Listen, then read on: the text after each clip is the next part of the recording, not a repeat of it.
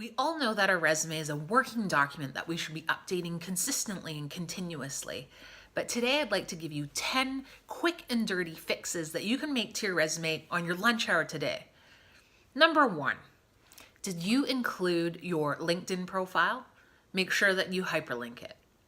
Number 2, did you include your email address? Of course you did. Make sure you hyperlink that as well. Number 3, did you include your full mailing address? Are you expecting mail from recruiters? Just scrap that full mailing address and include your city or metro and province or state. Number 4, are you using Times New Roman or another super dated font?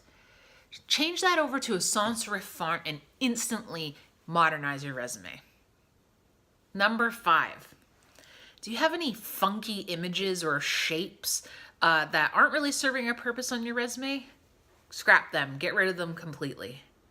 Number 6, where are your dates for your professional experience, for your education? Make sure that they're completely right justified. Number 7, speaking of dates, did you graduate from university before 2000? If so, delete your graduation date. Number 8, speaking of education, did you include your high school or even your elementary school information? Delete that as well. Number 9, do you have a hobbies section or an interest section? Get rid of that completely too.